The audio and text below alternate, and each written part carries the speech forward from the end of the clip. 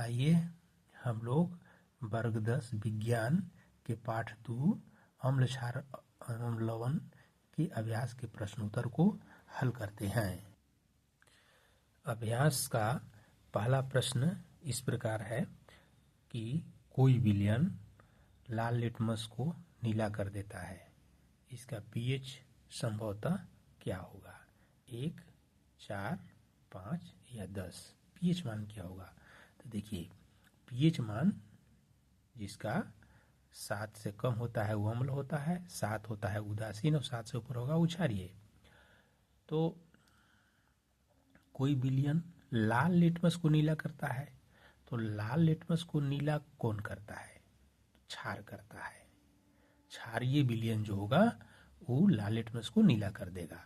तो इसका पीएच मान 7 से अधिक होगा, इसका मतलब, क्योंकि 7 से अधिक जिसका पीएच मान होता है वह क्षार होता है।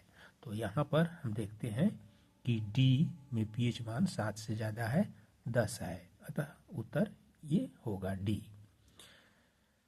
प्रश्न दूसरा है कि कोई विलयन अंडे के पीसे हुए कवच से अभिक्रिया कर एक गैस उत्पन्न करता है जो चूना के पानी को दूधिया कर देती है। इस विलयन में क्या होगा? तो यह कहता है कि अंडे के पीसे हुए कवच से अभिक्रिया कर एक गैस उत्पन्न करता है जो चूने के पानी को दूधिया करता है। तो चूना के स्वच्छ जल को दूधिया करने वाला गैस कार्बन डाइऑक्साइड है। तो और कवच, जो ये अंडा का कवच होता है, इसमें कैल्शियम कार्बोनेट होता है। तो कैल्शियम कार्बोनेट से कार्बन डाइऑक्साइड गैस अलग होगी। तो इसमें किसके साथ अभिक्रिया होगा? तो कैल्शियम कार्बोनेट की अभिक्रिया अगर देखिए HCl अम्ल से होती है, HCl से, तो यह कैल्शियम क्लोराइड का निर्माण करेगा और कार्बन डाइऑक्साइड और जल का निर्माण करता है, जो कार्बन डाइऑक्साइड गैस स्वच्छ चूना जल को दूधिया कर देता है। तो यहाँ पर ये HCl होगा उस विलयन में, जो गैस उत्पन्न करने के बाद वह गैस स्वच्छ चूना जल को दूधिया कर देगी। तो इसका सही उत्तर बी होगा। अब देखिए, फिर है सवाल तीसरा कि NaOH सोडियम हाइड्रोक्साइड का 10 ml विलयन HCl के 8 ml विलयन से पूर्णतः उदासीन हो जाता है। तो मतलब कि NaOH का 10 ml HCl के 8 ml से उदासीन होता है। तो कहता है कि यदि हम NaOH के उसी विलयन का 20 ml लें, मतलब इसका दुगना कर दें, तो इसे उदासीन करने के लिए HCl के उसी विलयन की कितनी मात्रा की आवश्यकता होगी? तो इसको हम दुगना मात्रा में लेंगे तो हाइड्रोक्लोरिक अम्ल को भी दुगना मात्रा में लेना पड़ेगा। तो ये 10 ml से 20 ml हुआ, तो वो 8 ml से 16 ml हो जाएगा। तो इस प्रकार इसमें देखते हैं कि 4 ml है, 8 ml है, 12 ml है, 16 ml है, तो डी 16 ml है, तो डी सही होगा। अब देखिए चौथा प्रश्न। चौथा प्रश्न क्या है कि अपच का उपचार करने के लिए निम्न में से किस औषधि का उपयोग होता है? तो पहला है, ये है एंटीबायोटिक का उपयोग होता है।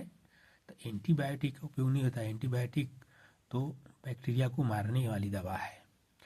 बी एनाल्जेसिक, पीड़ाहारी, ये दर्द निवारक दवा है, इसका भी उपयोग नहीं होगा।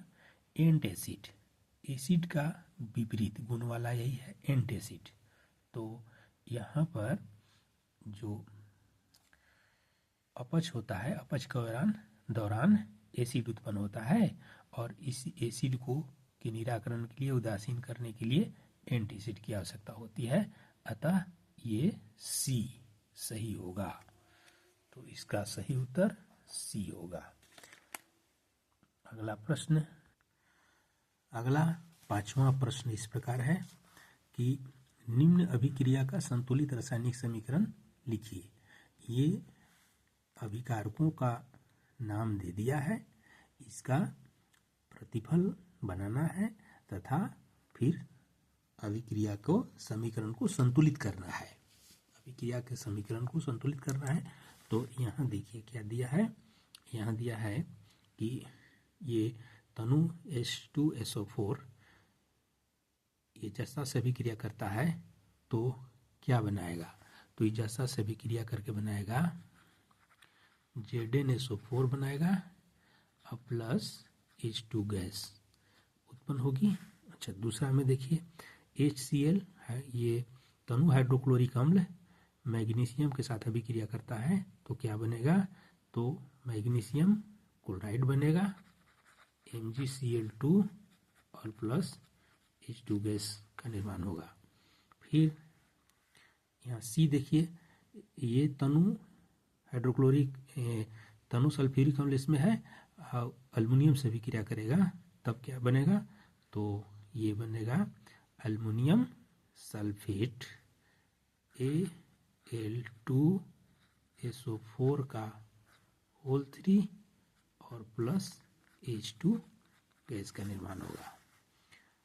अब यहाँ तनु हाइड्रोक्लोरिक अम्ल है और आयरन से अभिक्रिया कर रहा है तो क्या बनेगा, तो बनेगा FeCl2 और प्लस H2 गैस। अब इसे संतुलित करना है, इन सबको संतुलित करना है। तो देखिए यहाँ पर हम लोग किसी एक को लेते हैं, जैसे देखिए H2SO4 को लेते हैं। यहाँ पर हाइड्रोजन के 2 परमाणु है और हाइड्रोजन का यहाँ परमाणु नहीं है इधर, तो कुल मिला के 2 परमाणु है, यहाँ 2 परमाणु है, ये ठीक है, दोनों तरफ परमाणु की संख्या बराबर होनी चाहिए। अच्छा, SO4 एक इधर है तो यहाँ एक इधर है, Zn अकेला है इधर तो Zn इधर भी अकेला है, मतलब ये संतुलित है। अच्छा, दूसरा देखते हैं HCl MgCl2 प्लस H2। तो यहाँ पर देखिए हाइड्रोजन 2 है, हाइड्रोजन 2 परमाणु है और इधर कुल मिला के हाइड्रोजन के 2 परमाणु है तो इधर भी 2 परमाणु होना चाहिए, इधर पर 1 परमाणु है तो इसको हम 2 करने के लिए हम 2 से गुना करते हैं, 2 से गुना कर दिया तो 2HCl हो गया, तो क्लोरीन भी 2 ठो हो गया, तो क्लोरीन यहाँ पर 2 है।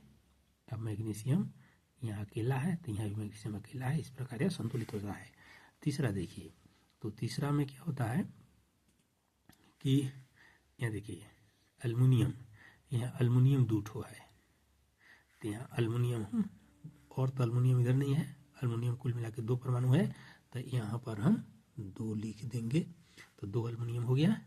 अब जो है सल्फेट 3 ठो है, सल्फेट 3 ठो है तो यहाँ सल्फेट SO4 एक ही ठो है तो यहाँ हम 3 कर देंगे, यहाँ पर 3 लिख देंगे तो 3 सल्फेट हो गया। 3 सल्फेट तो हो गया लेकिन 3 दूना 6 हाइड्रोजन हुआ और हाइड्रोजन इधर नहीं, 6 हाइड्रोजन कुल मिला के हुआ इधर, तो अभिकारक की ओर से, तो प्रतिफल की ओर भी हाइड्रोजन के परमाणु की कुल संख्या होना चाहिए 6।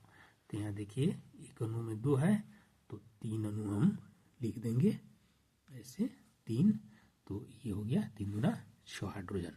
तो इस प्रकार यह संतुलित हो गया। अब अगला देखते हैं कि हाइड्रोक्लोरिक अम्ल के साथ आयरन की भी क्रिया हो रही है, तो यहाँ पर आयरन क्लोराइड का निर्माण होता है प्लस H2। तो यहाँ पर हाइड्रोजन 2 परमाणु है तो यहाँ पर हाइड्रोजन 1 परमाणु है तो इसके पहले हम 2 लिखते हैं, तो 2 हाइड्रोजन हो गया, क्लोरीन 2 हो गया, लेकिन क्लोरीन के परमाणु 2 हो गए तो इधर हम देखते हैं यहाँ क्लोरीन के परमाणु 2 हो गया। इस प्रकार यह समीकरण, ये सभी समीकरण संतुलित हो गए, इसी को संतुलित रासायनिक समीकरण कहेंगे। तो अगर इस प्रकार जो ये उपरोक्त प्रश्न बनाए गए, अगर इसको आप समझ गए होंगे तो आप इस वीडियो को लाइक कीजिए और सब्सक्राइब कीजिए। सब्सक्राइब करने से हमें यह जानकारी होगी कि आपको यह समझ में आ रहा है और इसी प्रकार के और लाभदायक वीडियो आपको हम प्रदान कर सकें। धन्यवाद।